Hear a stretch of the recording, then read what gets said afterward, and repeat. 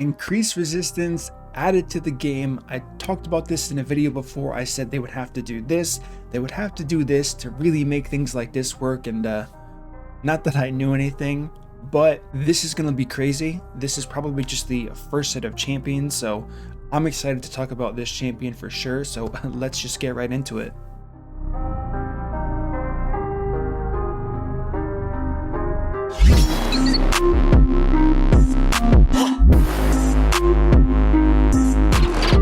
What up, team? Which one MurderInc here, and we're talking about Borogar the Elder here. We have a dwarf HP based legendary force affinity. He's looking a little bit weird. I'm not gonna lie, this guy's looking a little bit weird. For some reason, he looks like an owl. What do you guys think? Do you guys get that owl vibe from looking at him? It's the face. It's the I don't know.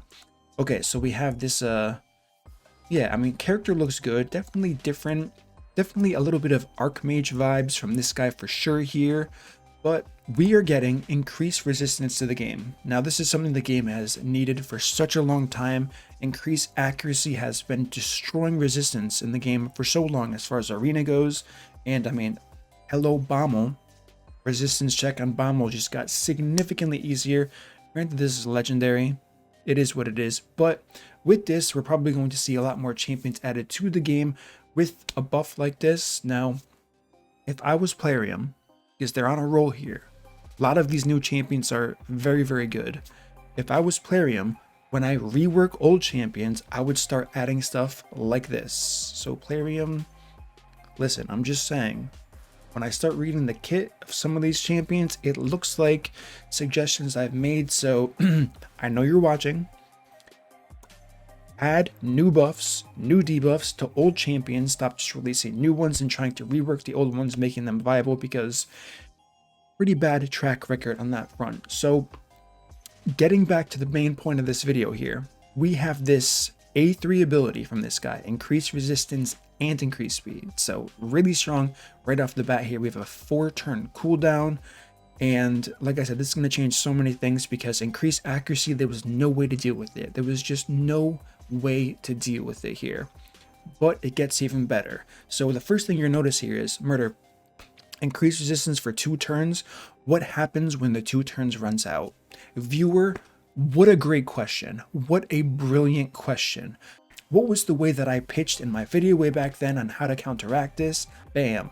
Passive that reduces damage based on resistance, so it's not just useless when this buff falls off. So we have a 10% damage reduction on champions you're going to be specifically building for resistance if they're taking damage from champions whose resistance is lower than or equal to theirs. So if you're stacking resistance on a champion, you get rewarded for it regardless if you have the increased resistance buff, as long as this guy's in the team. So brilliant job.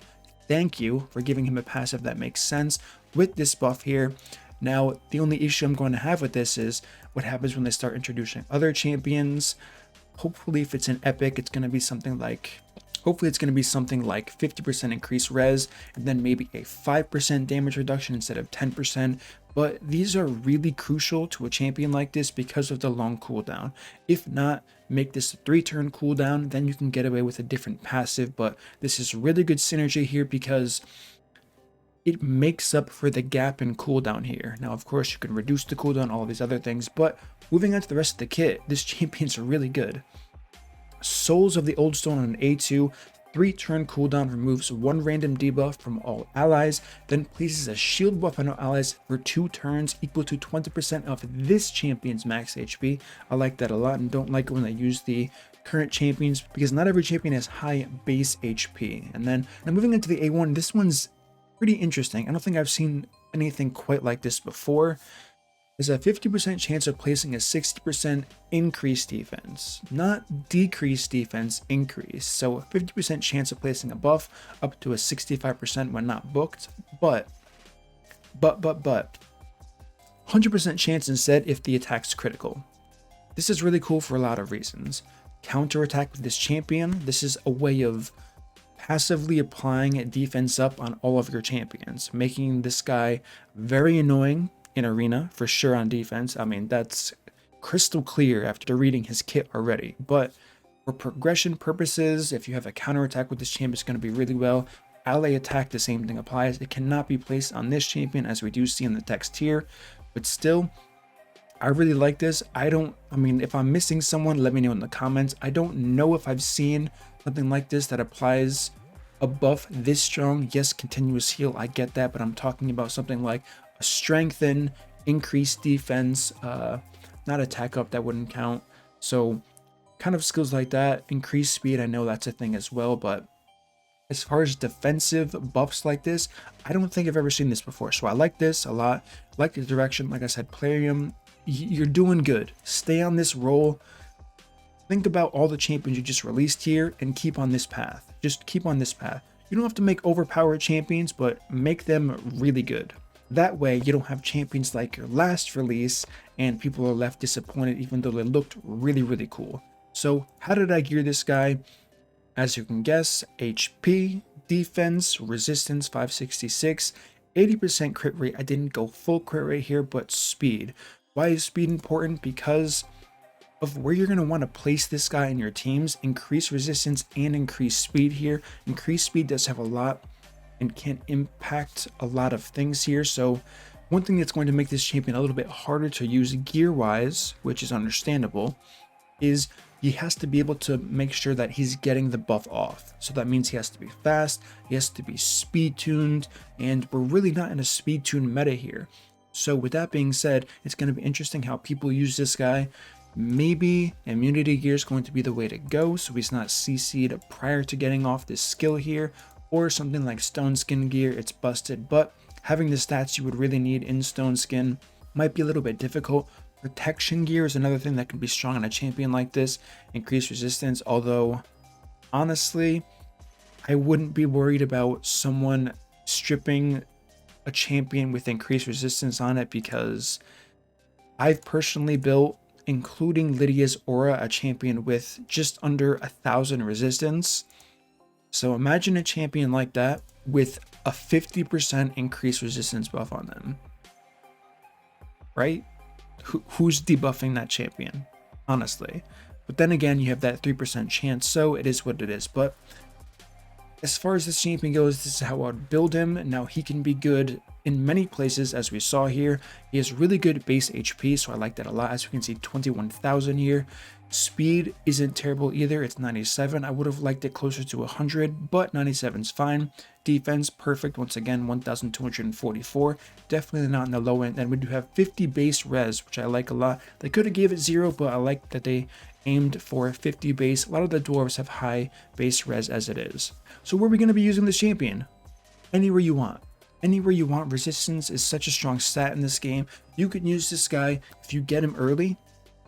I hope you guys get him early. If anyone's pulling this guy, early game, insane. Increased resistance, speed, debuffs are such a big killer. CC is such a big killer for early on progression.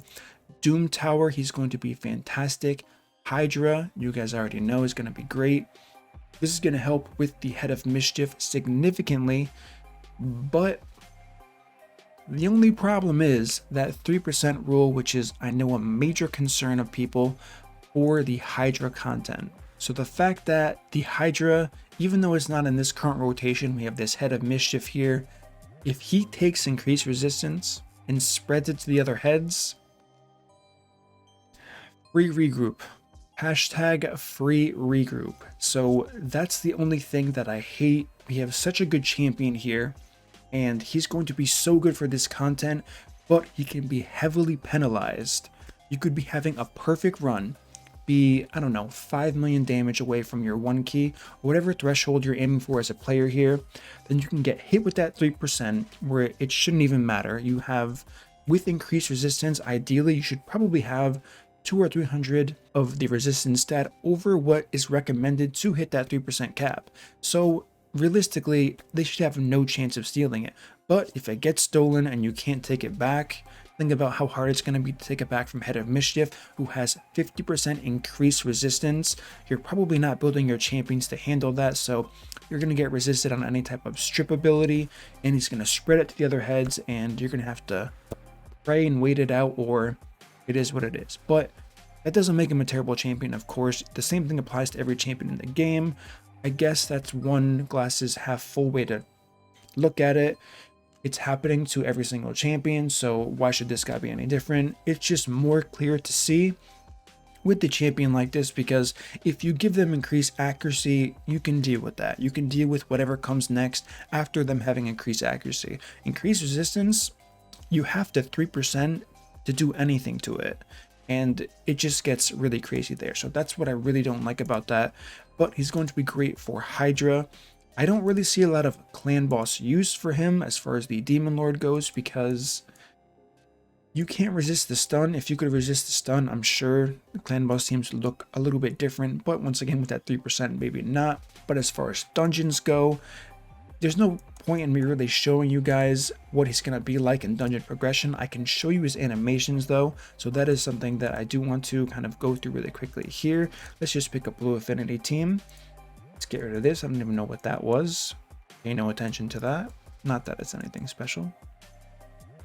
So let's go ahead and use this guy, see what his animations are in fact looking like here. So he's got the same dwarf waddle as they all have.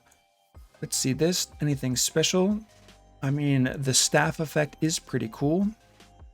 Ooh. Hello, Jace from League of Legends. I like that A1 animation a lot. I'm not gonna lie, I like that a lot here. What about this? What does the increased resistance look like? It's pretty cool. I mean, there's nothing special about that, to be honest. But let's go ahead and use this again. Okay, the A1 is sick. This is new. I don't think any other champion, you guys can correct me if I'm wrong, but first of all, look at the spell effect.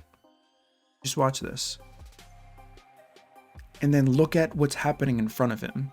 He's putting these pylons. He's like a Tesla coil.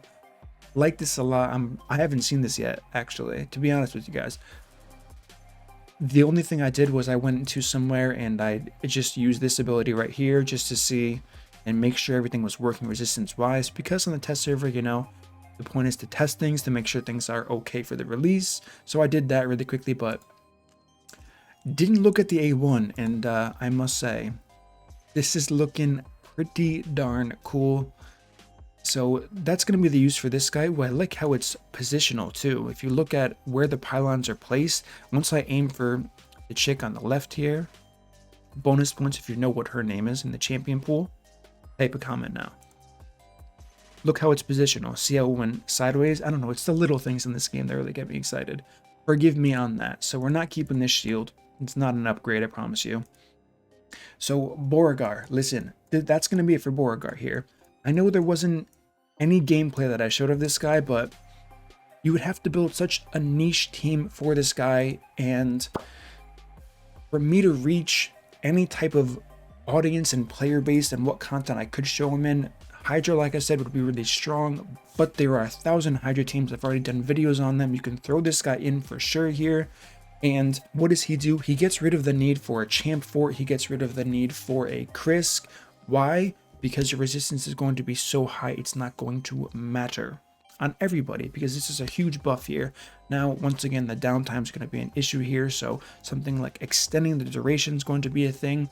But as far as other content here, you can use them with Seer. It only gives 2 buffs, but 2 buffs is better than anything. Although ideally, I don't even know why I said that. You shouldn't just be using this guy to feed buffs to a Seer. I mean, she is broken, but anyways, outside of that, for progression, pretty straightforward. Throw this guy into any team you have, and the survivability he's going to add between his A3 and A2 is going to be incredible.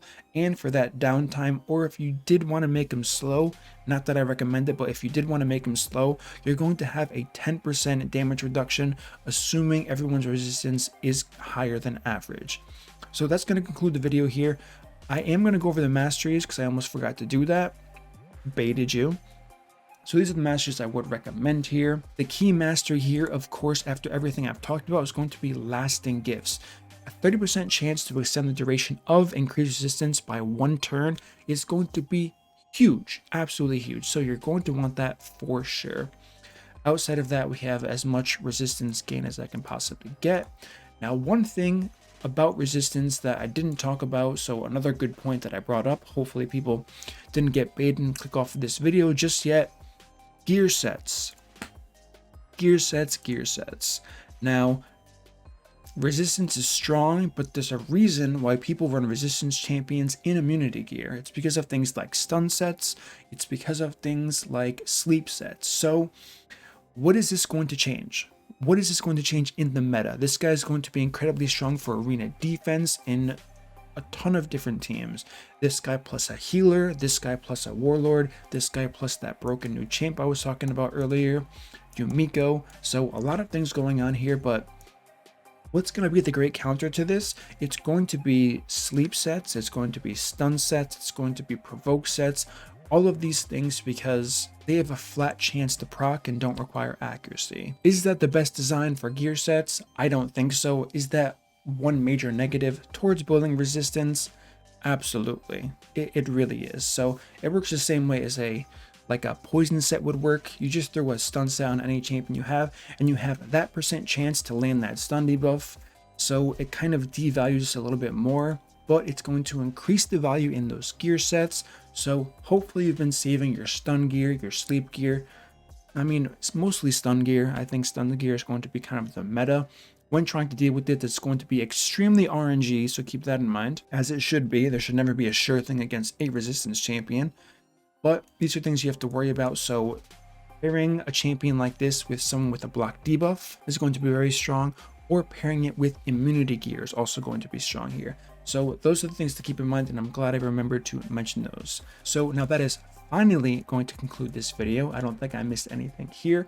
Give me your thoughts. What do you guys think so far of the introduction to increased resistance? Are you happy about it? Are you mad about it?